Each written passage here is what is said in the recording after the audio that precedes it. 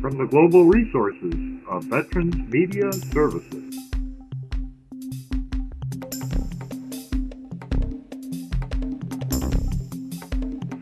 This is Veterans Newsline with Dave Ryba.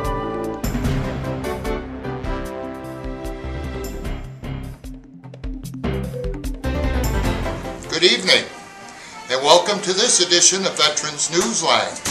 Today, we're at the Zublocki VA Medical Center in Milwaukee, Wisconsin, for the 2011 edition of Reclaiming Our Heritage. We got a lot of stuff to do, and we're going to watch things today in two parts. First, we're going to watch the parade here at the Reclaiming Our Heritage event. And then from there, we're going to walk around on the grounds and talk to some of the folks that are exhibitors here at this year's event. So without any further ado, I bring you the 2011 Reclaiming Our Heritage Parade.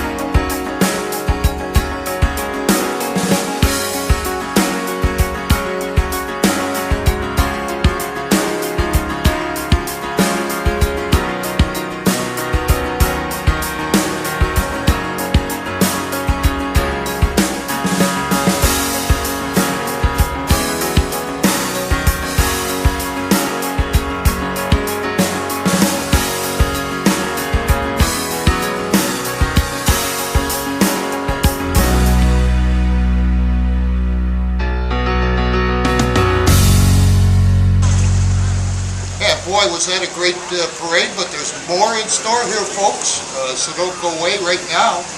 We're going to walk the grounds, and we're going to talk to some of the exhibitors here at the 2011 edition of Reclaiming Our Heritage. All right, joining me now is Elizabeth Simpson. I believe you're with the same group, the Captain's, Captain William Hendricks Company, yes. And your group represents the time period of the Revolutionary War, perhaps a little bit before.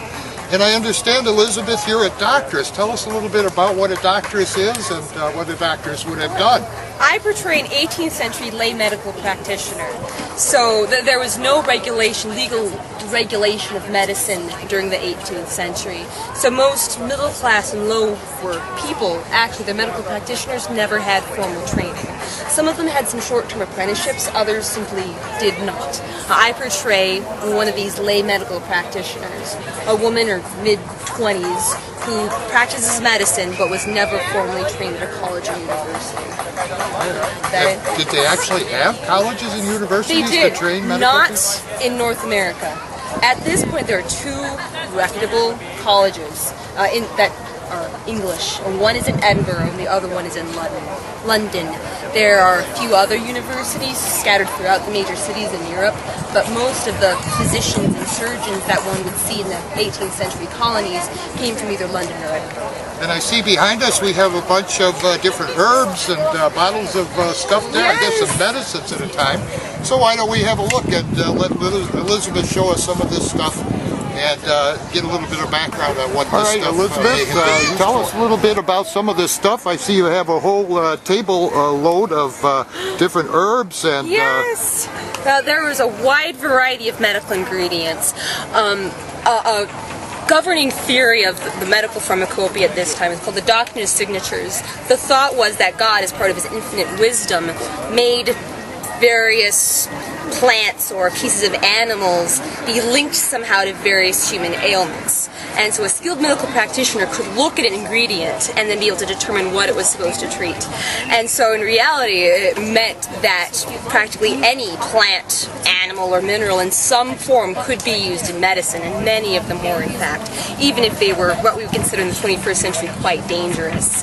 The basic premise, basic governing theory behind medicine itself at this point is called, excuse me, Humeric theory. The thought is that the body is governed and regulated by a series of fluids. Disease is caused by imbalances or stagnations of these fluids, and a skilled medical practitioner then purges out these stagnations through a variety of means. Bloodletting is very common, and this is a bleeding bowl. Most bleeding was performed in the forearm, and so you could easily sit with your arm in the bowl for long periods of time. They would use an instrument to make these small cuts called a fleam or a lancet. And this is a lancet, and this one has 3 different sized blades. This would actually be tapped into the skin in a number of small cuts. They're meant to be shallow, but there's meant to be a variety of them, so then you have a slow, steady bleed over a few hours. Another variety of lancet is this. This is called a spring lancet. And instead of having a stationary blade, the blade itself would actually move. I pulled back a lever, and you'd push the button and it would go into the skin for you. So beyond bloodletting, there are various other ways to treat an ailment. Many purgatives were used, different ingredients to induce vomiting, to induce sweating, to raise blisters. A very common medicine in the 18th century is called 10 and 10. And that was 10 grains of calomel, which is a mercury compound, and 10 grains of jalap, which is this root right here. It's the root of a Mexican morning glory. And it worked upwards and downwards as it was advertised. And it purge the body very, very violently, and they take it until their mouths salivated and their teeth turned black from mercury poisoning. Well, thank you very much for taking the time to talk to us today. Well, thank you and have a good day. You too. Right now, joining me is Terry Coots, and we're still in the early American days here at the Reclaiming Our Heritage event. And Terry is playing the role of Ben Franklin for us today. Many of you folks out there watching at home associate Ben Franklin with such discoveries as electricity and the printing press. Ben, can you tell us a little bit about those accomplishments? Well, as you may know, I merely found that lightning was a type of electricity. After all, God did invent electricity. But it was due to these experiments and determining how electricity was made and where it came from that I did receive in 1753 the Copley Award from the Royal Society. That would be comparable to your award for the Nobel Prize for Science. And also, you were a member of our first Congress, I understand. Well, actually a member of the Second Continental Congress. I had not returned from England in time to be a member of the first. But as a member of the Second Continental Congress, I did assist Mr. Jefferson in the writing of the Declaration of Independence. He needed some assistance in the editing of the document. He did quite an excellent job, but sometimes people must remember that fewer words accomplish more than more words. And did you get the job of printing the document when it was done? No, sir. That was done by Mr. Dunlap, a friend of mine that I did know. When I did start my printing in Philadelphia in 1730, I was fairly successful, and in fact, as you may know, the Poor Richard's Almanacs, which I both wrote and published, did cause me to become a success in printing, which allowed me to retire in 1748 and become a man of the upper sort, or a man of leisure. I did not have any leisure, but I became a man of leisure. Okay, and I noticed looking over here at your display, at your table, you have many items that we can take a look at. So why don't we take a step over there and see what Ben has to share with us today. Tell us a little bit about the items that we're looking at in front of us now. Well, there are a number of different items. I'll first start with my, I worked on the first 10 chapters of my autobiography. That is this that has been written here. Dealing with my life, as many people felt that my life was something that other people should be aware of. This was rewritten by my grandson Temple in a fair hand, so that way when it is published, that the printer will be able to read it properly. Other items that I have here, some people have been asking me about the cut coin, and because of the limitation of currency that we have, specie, we would be using coins from different countries. The most common is the Spanish mill dollar, or a piece of 8. This is worth 4 shillings 6 in English currency. So if a merchant, you made a purchase from a merchant and it was greater or less than 4 shillings 6, you would need to make change. This is the equivalent of 8 bits or 8 real. And when did they start using the dollar, the greenback and the pennies and everything that we know today? Well, English pence, we've used pence for some period of time. That is the equivalent of the penny. But the Spanish mill dollar is the coin on which we have based our continental currency. And perhaps you've heard the phrase of 2 bits, 4 bits, 6 bits a dollar. Well, the Spanish mill dollar is 8 bits. 2 bits is a quarter of a Spanish mill dollar. And 4 bits is half. So the term 2 bits, 4 bits, 6 bits, a dollar, our continental currency is based upon the Spanish mill dollar. In fact, Congress in 1776 authorized this continental dollar to take the place of the Spanish mill dollar. But this is minted of pewter, and this of silver. This is a base metal, and many people say that this is worth less than the silver dollar. In fact, you can tell by the sound. That's the continental dollar, that's the silver dollar. As the postmaster, I'm also responsible for assuring that mail gets sent properly. And this is one letter. You'd write upon one side, place your superscription or the person you wish to receive it, and then seal it. And the cost of post is based on the distance traveled. The greater the distance, the greater the cost. Which is why it became so important in knowing what the value of coinage was and why I would have my scale. Because when it came time to settle the cost of post, you would have to be able to weigh the coins and know the amount of silver that was in each coin to settle your obligation with the post office. And how about this watch over here? Don't tell me you were a watchmaker too.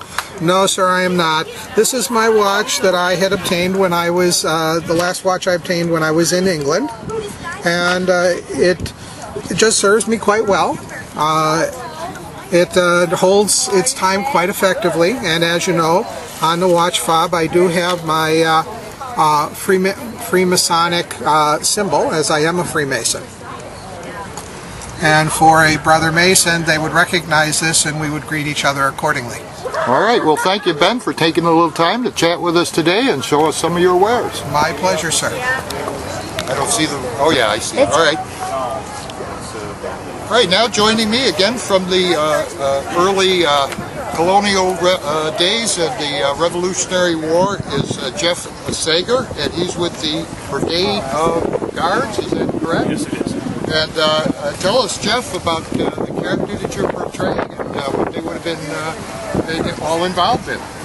Well, our unit is portraying the British Brigade of Guards, like you mentioned, which today are the regiments that guard Buckingham Palace. They sent over 1,000 guardsmen in 1776, and they fought here throughout the war, surrendered at Yorktown in 1781. And they were imprisoned for about 2 years, going back to England in 1783. During the time they were here, they fought in the northern battles up in New York, New Jersey, that area.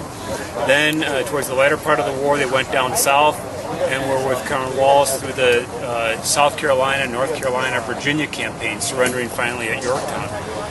The regiment that we're portraying looks a little different than a lot of what you normally think of as a British soldier. The uniform was highly adapted for the North American continent when they came here. Some of the things they did was, instead of wearing the knee breeches and the socks exposed, they can get caught by brush, they went to a long trouser. We took a lot of the regimental tape or lace off of the coat, and we even took the bayonet off the bayonet belt and wore it right in the cartridge box for the first 6 months of the war. Adapted our hats, cut them down from the three-corner hat, and so right in the beginning of the war they modified their overall look quite a bit. And tell us a little bit about the weapon that you're holding here, and maybe you can hold it up so our viewers at home can get a look at it. Well, this particular weapon is very unusual. It is a rifle that was used by the British here in North America. Now is that ball and musket? Yeah, it's a round ball, about a 62 caliber. The Brown Bess is about a 75 caliber.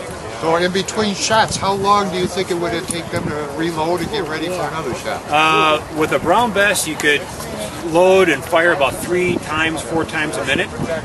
With a rifle, it's roughly 1 time a minute. And that was the advantage of the musket, that and the fact that you put a bayonet in the end. The advantage, of course, of the rifle is your accuracy and your distance. And what the British decided to do was, instead of having a whole company of riflemen like the Americans did, they sent these rifles to North America and distributed them among the light infantry companies of the British regiments, about 5 per company.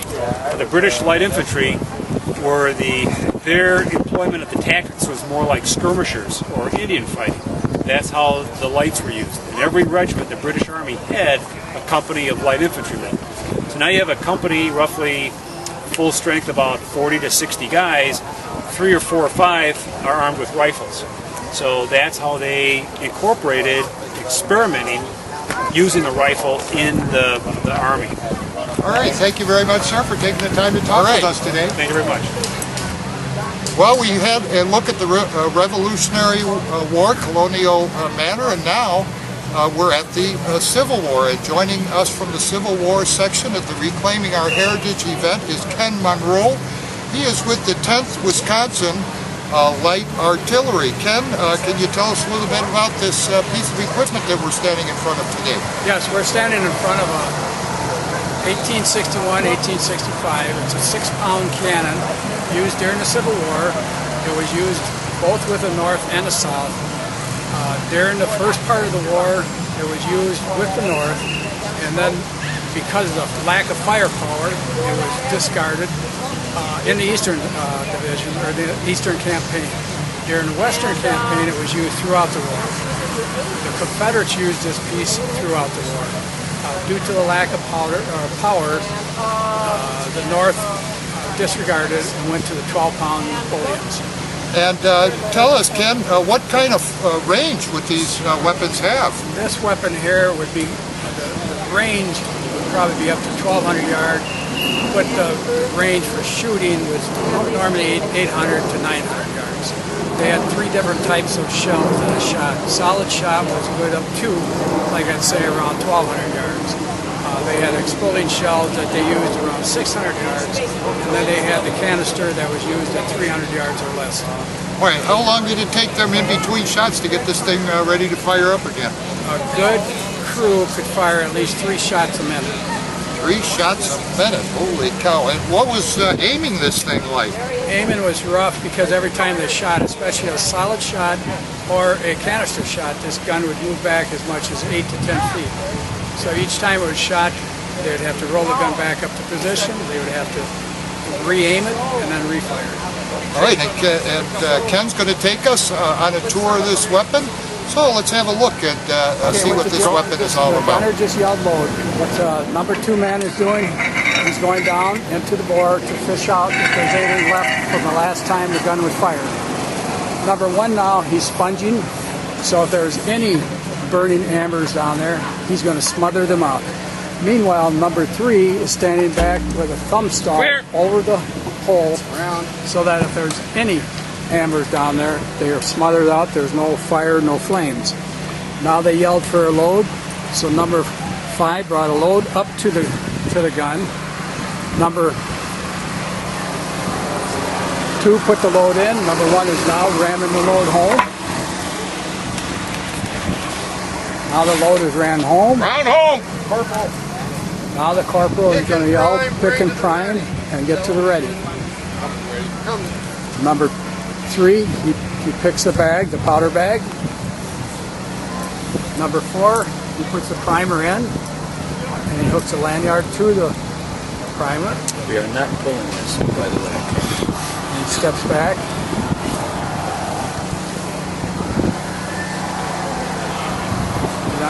We're not going to pull it because we don't want to fire. And so then he would fire it. Bang. And it would go off. And then they would go back to a load again, and they'd go through the whole scenario again.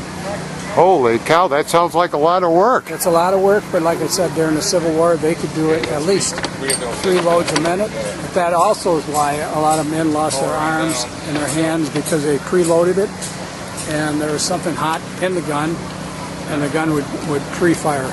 And a lot of hands and arms were missing. All right, well, thank you very much for taking the time we're talking for us today. Thank you very much. So we had time to visit the Revolutionary War period in the colonial days. We just had a chat with some of the folks over there in the Civil War section of the Reclaiming Our Heritage event, and now we've worked our way to World War I, which was 1917.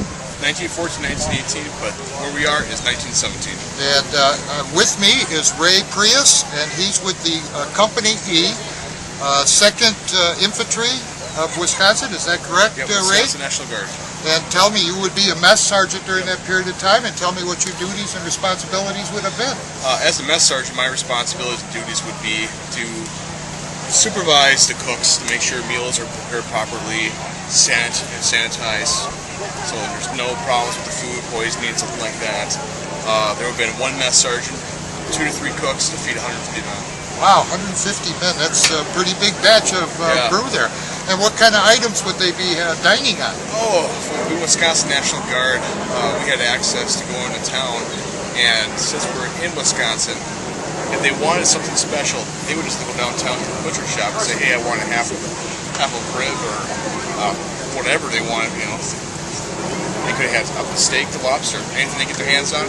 And since they're so short-handed, the town donated a lot of stuff sometimes. Wow. And you know, I remember from my military service, plenty of KP. What was KP duty like? Did they have those potato peelers where you pour them in there and the tubs? No, it's all by hand. I got the peeler. You want a peel? I got it. No, I've had enough of that. So pretty much things were similar to what they are in modern times there, but the guys ate good, and you had been one of the guys to fix all the meals for the guys out in the field. And this would have taken place where, in Europe? And, well, right now our impression is we're still stateside. We just got back from the border from chasing Panchavilla. We're back home, and now we're being sent to France. Oh, we're mobilized again to go overseas to France. France, okay.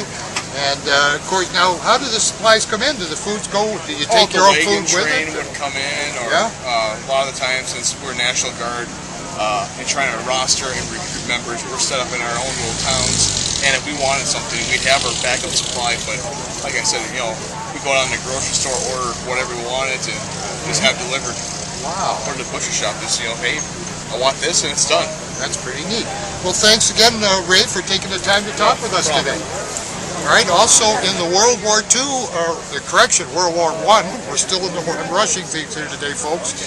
We're in the World War I section of the Reclaiming Our Heritage event, and I'm speaking now with Jay Perkins from the he's a World War I corpsman, and what's the name of the group again, Jay, that you were with? We've got the 1st Division Museum from Cantigny, Wheaton, Illinois. Wheaton, Illinois. And tell us, Jay, as a corpsman, what was your job in World War I? Okay. The litter bearer, carry the litters. This is an original World War I medical litter. The straps were designed to be carried over to support the litter. Okay. And the other thing we did is we did minor bandaging on the field. In other words, you'd bandage up your person, and then you would put them on the litter and take them back to the dressing station, which was the first line, and the second line was the evacuation hospital. Okay, so essentially, as a corpsman, you would go out and pick up the wounded and bring them back to a field unit? To a dressing station. A dressing station, which would be the equivalent of maybe a MASH? No, they had a whole line of stuff that they got rid of after World War I that combined a lot of this. Oh, okay. And so that was the first step, and then you would kind of just get them good enough to get them out to the... We got them back to the evacuation, to the dressing station, and then we go out and get more. Oh, okay. The average time, they figured that the average time that a soldier lay on the field, this was the average, was 6 to 8 hours. Wow, that's a long time. I'm surprised many of them made it for that long. They weren't ready for such a huge number. Yeah. Actually, I'm an engineer that was drafted into litter bearing service. Oh, okay. Now I see you've got a nice little display here of some interesting artifacts from World War I. So I'm going to step behind the camera, and we're going to take a look. If you look at the pictures of World War I, the guys are going forward with their head bent like this. The reason is it looked like they were going to a rainstorm or a hailstorm. They were. It was a hail of shells. The shrapnel was fired overhead. Each shrapnel shell had about 300 of these lead or steel balls in there, and it just came down like a hailstorm. Wow. Artillery was the big killer in World War I. And then I see this belt, and in this belt it looks like these are these bars of soap? No. This is my 12 safety pins, my tourniquet, my plasters, as it was called, adhesive tape. I carried 12 iodine swabs. This, and this is all the bandages that I carried. And then I see we have a diagnostic. Is that like a toe tag? You would have called it that. Our diagnostic tags had carbons. You would fill it out, and then there was one with a metal string on it, sort of, and you put that around the button closest to the sternum of the patient. You also had hangers for carrying extra canteens, because your wounded needed water. Our total medical instruments are forceps, scissors, and a pencil. They figured that any soldier could fill out a diagnostic tag. All right, Jay, thank you very much for taking the time to talk with us today. All right, so far we've had a chance to visit the early colonial days, and then from there we went to talk to some of the folks at the Civil War. We talked to some of the folks in the section with World War I, and now we have advanced to World War II. With me is Brian Jones from the 4-1 Royal Marines. And Brian, this Jeep is part of your exhibit here today. Can you tell us about this vehicle? Yes, it is. This is basically a British airborne modified Jeep. Obviously, it wasn't issued to the Royal Marines, but basically they would have relieved this part of the equipment when they relieved the British airborne troops. And would this be like the kind of vehicle that was loaded into an airplane and dropped by parachute, perhaps? Basically, it was modified for glider use. So they would actually load it into gliders, the Horsa 1 glider, which, because it was a side entry glider, basically they had to cut parts off, cut the bumper off, the footrest, take the handles off, just so they could actually shift it around the corner of the glider section. It was such a tight bit.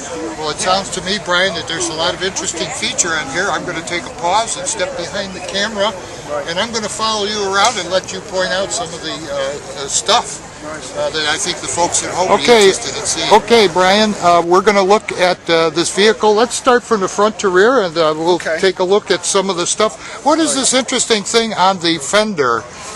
Basically, it's the side light, and they moved the side lights because of the loading of the equipment. Basically, British vehicle use in the UK required the lights to be at a certain position and a certain height. So, number one, they did it for road use in the UK, but then also they did it because they had equipment in the front, and so you wouldn't have been able to see them anyway, so they mounted them on the fender, or the wing is what they called it. Obviously you got a modified front bumper. These are just basic modifications too.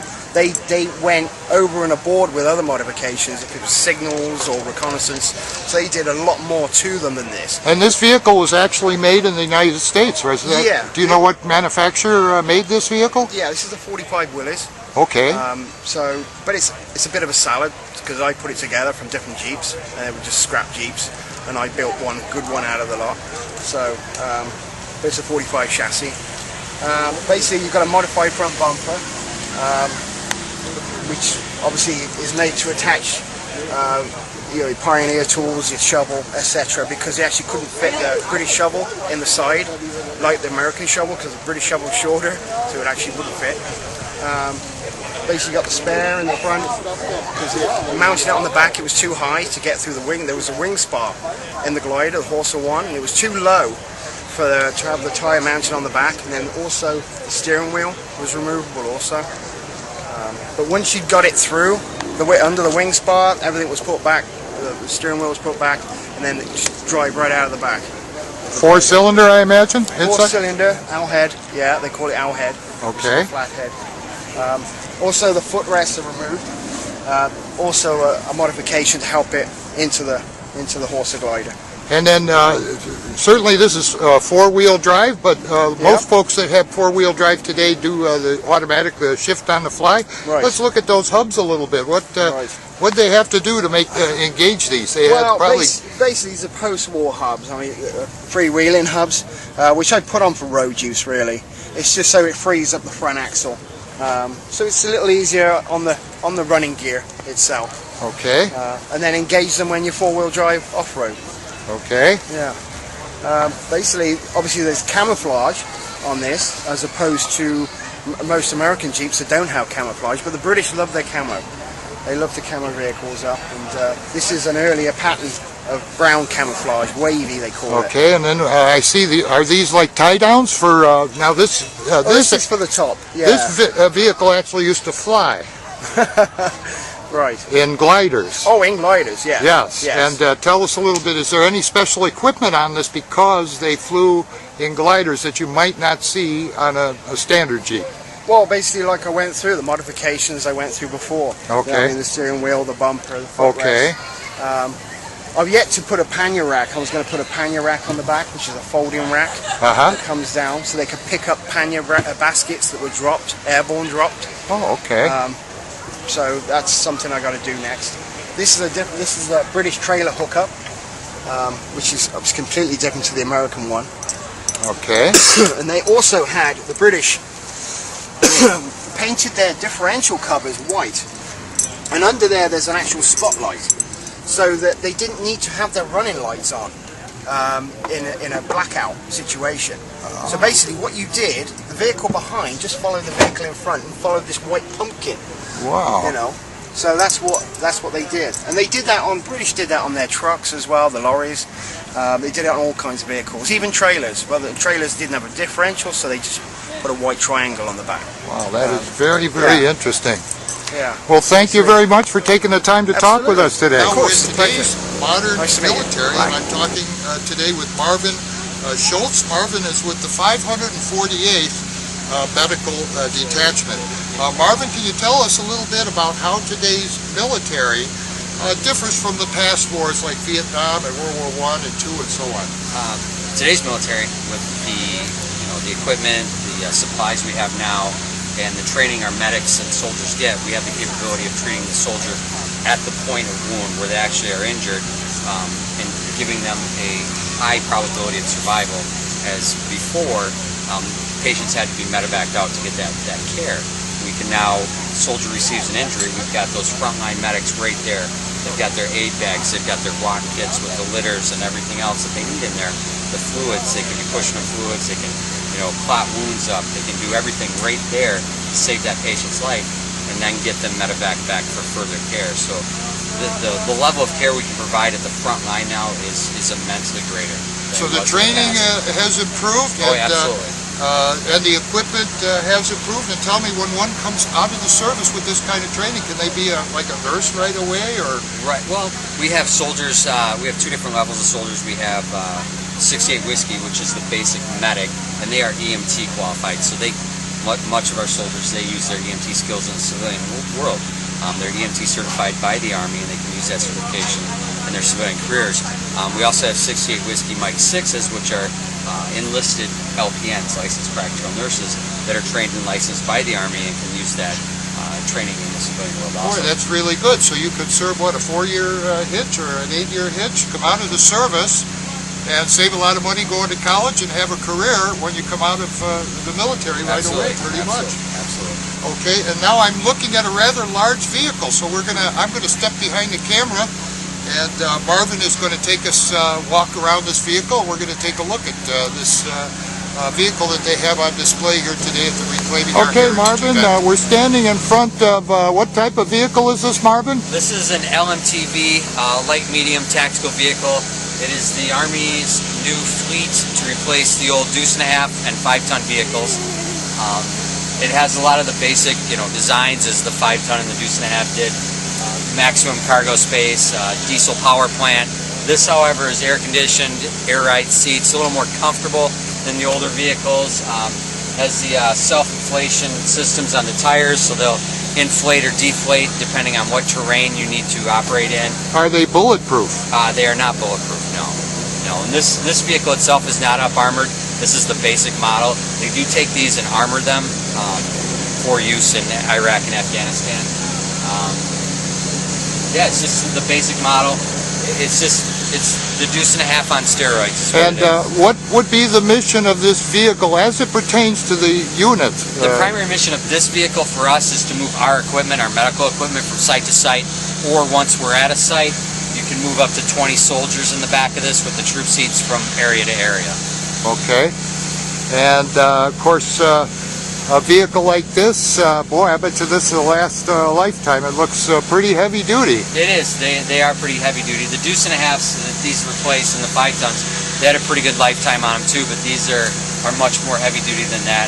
We expect to get probably a 15 to 20 year life out of this edition of Veterans Newsline. Tune in next time for the latest news and events. And don't forget, folks, we want to remind you that next year in 2012, it'll be June 2nd and 3rd, June 2nd and 3rd of 2012 for this wonderful event. We're looking forward to covering it for you again next year, and we'll be here with our cameras and our crew.